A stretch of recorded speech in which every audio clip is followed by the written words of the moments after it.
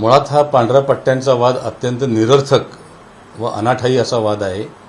एखाद्या साध्या विषयाला इतकं वेगळ्या स्वरूपानं समाजामध्ये तेढ निर्माण होईल अशा पद्धतीनं मांडलं जाणं हे खरं तर या राज्याच्या संस्कृतीला, राज्याच्या परंपरेला न शोभणार आहे। एखादा यूट्यूबर स्वतःच्या स्वार्थासाठी, स्वतःच्या पब्लिसिटीसाठी जिथं राहतो त्या सोसायटीमध्ये पट्टे मारले, ते का मारले ते तिथंच त्याने विचारलं पाहिजे सोसायटीमध्ये, तुम्ही त्याचा उद्देश काय?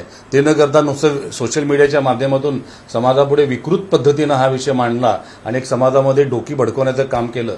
आणि खरं तर पांढऱ्या पट्टीमागचं काय सायंटिफिक कारण आहे हे सुद्धा समजून घेतलं पाहिजे। उन्हाळ्याच्या दिवसामध्ये 42-44 डिग्रीपर्यंत सध्या टेम्परेचर जातं। जैन साधू संत, साधू साध्वी हे कुठलेही पादत्राण वापरत नाहीत, अनवाणी फिरत असतात आणि या भर दुपारी ते ज्यावेळी भिक्षा केल्या जातात 12-1 वाजता, त्यावेळी बसणारे चटके त्यांना कमी बसावेत म्हणून आम्ही एक श्रावक किंवा त्यांचे भक्त त्यांच्यासाठी एक सुविधा म्हणून एक कूल पॅच असं पांढरी पट्टी मारायचा प्रयत्न केला। यामध्ये त्यांनी साधू संत काही अपेक्षा करत नाहीत की आमच्यासाठी तुम्ही पांढरा पट्टा मारा किंवा काय, आणि पण कुठंतरी त्यांना थोडासा रिलीफ मिळावा या प्रचंड गरमीमधून त्यासाठी मारलेला हा पट्टा आहे। अनेक मंदिरामध्ये, अगदी कोल्हापूरच्या महालक्ष्मी मंदिरात आपण तसा पट्टा मारलेला आहे, उज्जैनच्या महाकाल मंदिरात तसा पांढऱ्या कलरचा पट्टा मारलेला आहे। हे कॉमन शास्त्र आहे की पांढऱ्या पट्टीमुळे उन्हाची तीव्रता कमी जाणवते आणि म्हणून मारलेला पट्टा आहे। त्याबरोबर येताना चातुर्मासच्या काळामध्ये पावसाळा सुरू झाला की छोटे छोटे जीवजंतू तयार होतात आणि जैन साधू साध्वींच्या पायाखाली असे जीवजंतू येऊ नयेत, त्यांना ते दिसावेत एवढ्या माफक उद्देशानं मारलेली ही पट्टी, पण त्याचं इतकं बात का बतंगड म्हणतो अशा पद्धतीने ते भडकवलेलं झालेलं आहे।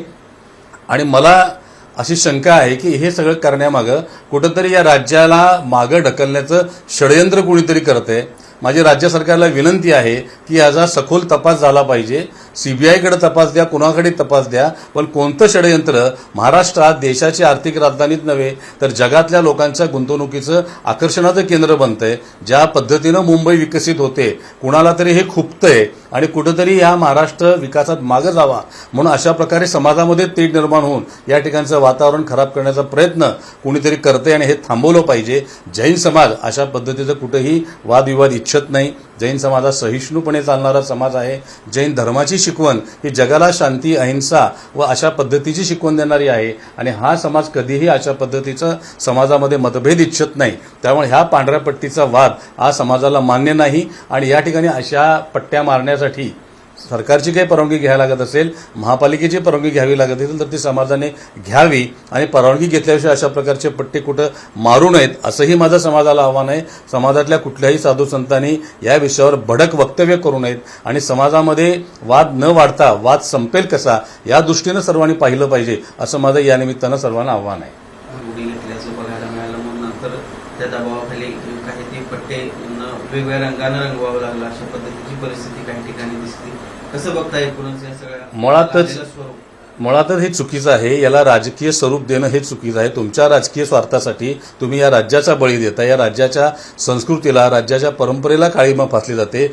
जैन समाज हा इथलाच समाज आहे, याला तुम्ही वेगळ्या पद्धतीनं लोकांच्या समोर चित्रित करण्याचा राजकीय स्वार्थासाठी प्रयत्न केला जातो आणि या राजकीय पक्षाची नेहमीची परंपरा आहे आमच्या भावना दुखावतील असं जाणीवपूर्वक कृत्य करायचं, भडकवायचं। अनेक गोष्टी समाजामध्ये घडत असतात, नेमके तुम्हाला पांढरी पट्टीच खुपली का आता आमची?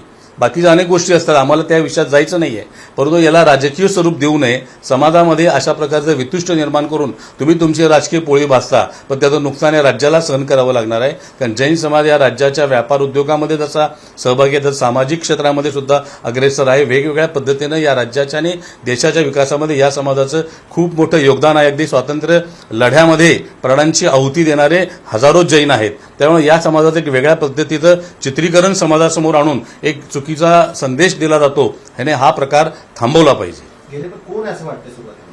नाही, जे आपल्याला समोर दिसतायतच की सातत्यानं एक विशिष्ट लोक, तेच लोक काही निमित्त झालं की या समाजाला टार्गेट करायचं। हा समाज व्यापार उद्योगात पुढे आहे, सामाजिक क्षेत्रात पुढे आहे, समाजाच्या मध्ये एकरूप होऊन राहतो। अनेक आमच्या शैक्षणिक संस्था आहेत, हॉस्पिटल्स आहेत, हे सर्व समाजासाठी असतात। आता या पांढऱ्या पट्टीवर काही फक्त जैनांनी चालावं असा काही नियम नाहीये।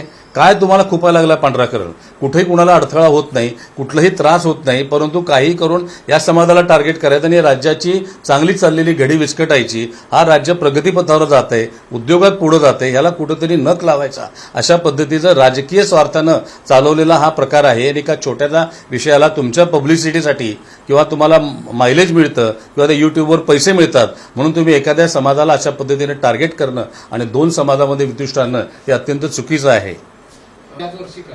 आम्हाला तेच म्हणायचं आहे. आता मी ज्या सोसायटीत राहतो इथं गेले 20 वर्ष अशा प्रकारचे पट्टे आम्ही मारतो. आता रोज काय कुणी सांगितलं की तंबू घाला, आता ते प्रॅक्टिकल सोल्युशन आहे ना. कुठं पण तंबू कुठल्या सोसायटीत घालू शकत नाही. गालीच्या अंतरात ते रोज गालीचे अंतर होतो का? साधू संत कधीतरी येतात. उन्हाळ्यामध्ये आता कॉन्क्रिटीकरण वाढलं, पर्यावरणीय बदल वाढले, उन्हाचं प्रमाण वाढलं, त्यामुळे ह्याची आम्हाला जाणीव जाणवली की आपल्याला नुसत्या चप्पल घालूनही त्रास होतो बाहेर जाण्याचा, तर बिन चप्पल फिरताना त्या साधू संतांना किती त्रास होत असेल. जे लोक हा प्रश्न विचारतायत पांढऱ्या पट्टीचा त्यांना माझी विनंती आहे, दुपारी 1 वाजता चप्पल न घालता तुम्ही 50 मीटर चालून बघा, म्हणजे तुम्हाला कळेल चटके कसे बसतात ते. म्हणजे त्याग करणारे आहेत, त्यांच्या त्यागाला रिस्पेक्ट करा. जैन समाज हा करुणेचा संदेश देणार आहे आणि या पांढऱ्या पट्टीमागे करुणा आणि जीवदया याशिवाय दुसरा कुठलाही उद्देश नाही. आम्हाला आमच्या धर्माची काही परंपरा कुणावर थोपायची नाहीये आणि पांढऱ्या पट्टीनं आम्ही काय आमच्या धर्माचं वर्चस्व साबित करतो असंही होत नाही. त्यामुळे याला वेगळा रंग न देता हा विषय थांबवावा अशी माझी विनंती आहे. नक्कीच आहे. प्रत्येक समाजामध्ये असं मी म्हणणार नाही की आम्ही 100% बरोबरच असतो. 1-2% प्रमाण सगळ्यामध्ये बऱ्या वाईट लोकांचं असतं किंवा हल्लीच्या प्रमाणामध्ये चुकीच्या पद्धतीनं मांडला जाणं विषय. त्यामुळे खरं तर साधू संतांनी हा विषय मीडियासमोर मांडण्याचा त्यांचं कामच नाही आहे. यासाठी समाजाची स्वतंत्र व्यवस्था आहे. साधू संतांनी अशा प्रकारे मीडियावर येऊन, कारण त्यांना अनेक गोष्टींची साधारण माहिती असत नाही, त्यामुळे एखादी गोष्ट भावनेच्या भरात बोलतात. त्यांचा उद्देश खराब नसतो, परंतु भावनेच्या भरात बोललेली गोष्ट कुठेतरी त्याचा चुकीचा अर्थ समाजामध्ये जाऊ नये. त्यामुळे साधू संतांनी या विषयामध्ये समोर येऊन भाष्य करणं टाळलं पाहिजे असं माझी त्यांनाही नम्र विनंती आहे. एबीपी माझा, उघडा डोळे बघा नीट.